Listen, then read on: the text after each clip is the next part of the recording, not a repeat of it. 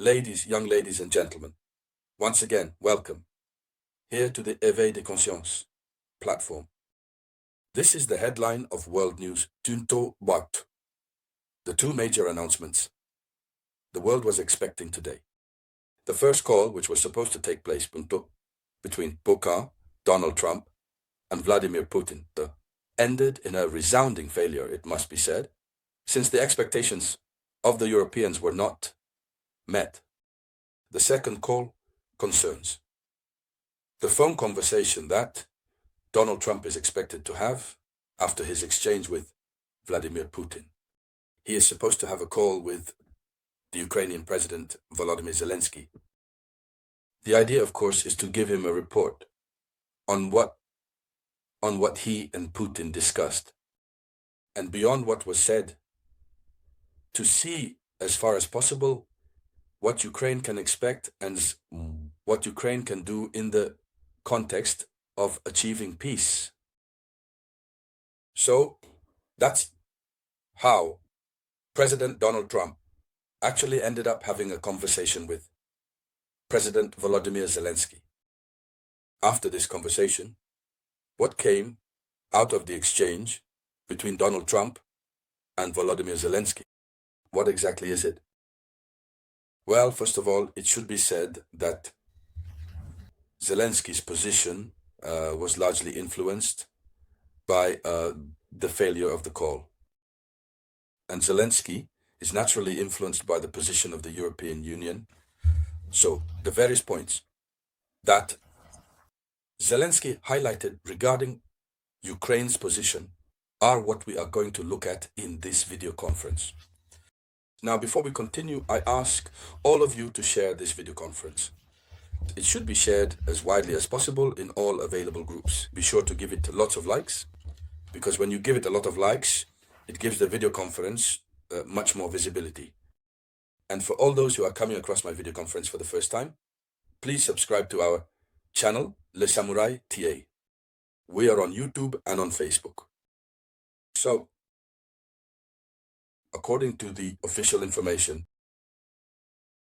the main point, the most crucial aspect of the exchange between Donald Trump and Volodymyr Zelensky is that Ukraine will not leave, will not withdraw, or at least Ukraine will not pull its troops out of certain parts of its territory and will not give in to Russian ultimatums. That is the overall conclusion.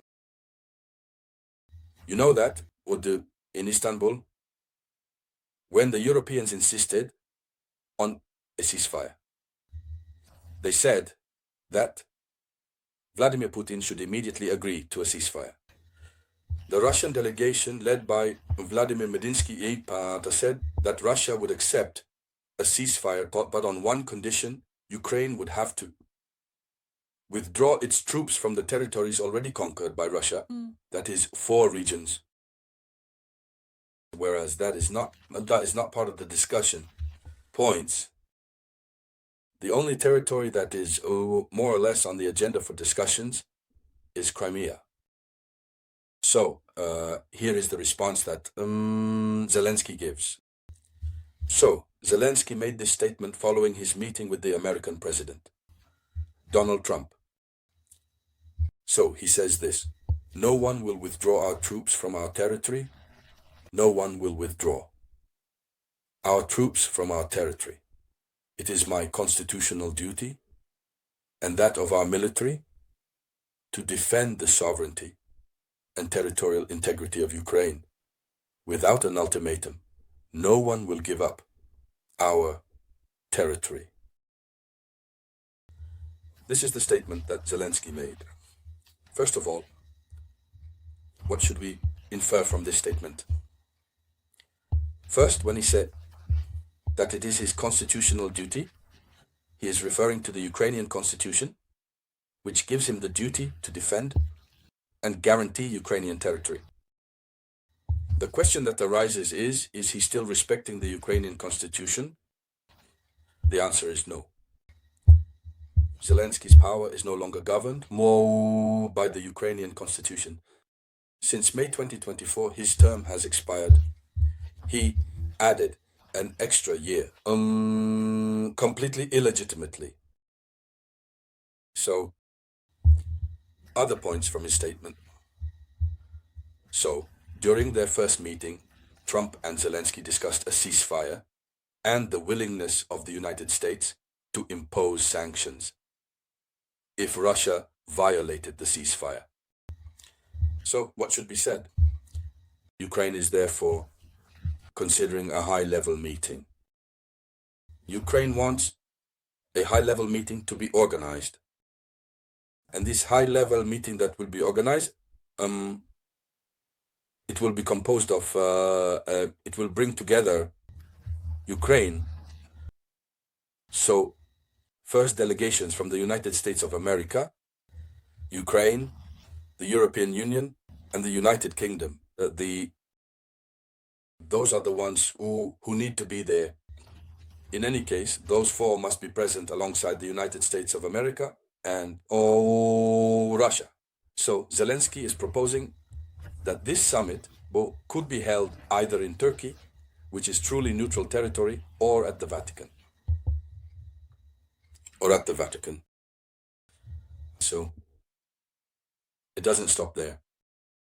You know, Vladimir Putin has said that Russia is ready to work with Ukraine on a memorandum that would lead to a future peace treaty.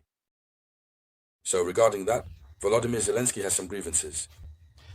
Zelensky says this: if Russia proposes a memorandum, Ukraine will put forward its own vision.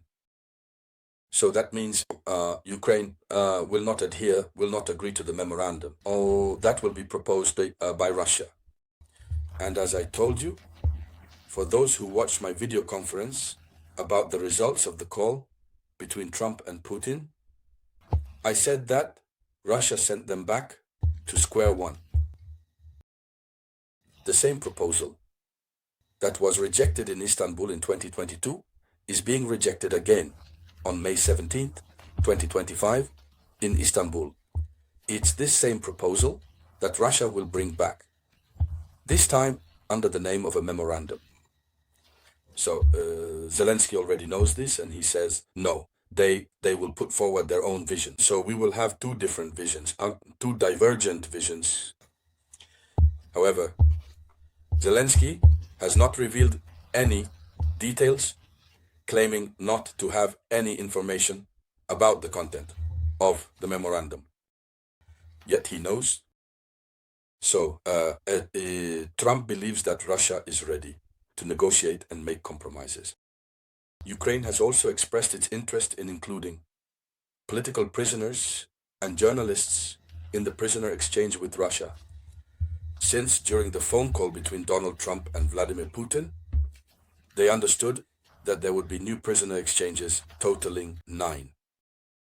No, sorry, 9 is the number between the United States and Russia. But between Russia and Ukraine, they have also proposed prisoner exchanges, although the number has not been specified. So, Zelensky says Ukraine would prefer that in the prisoner exchanges, these two categories of people be included: journalists and political prisoners.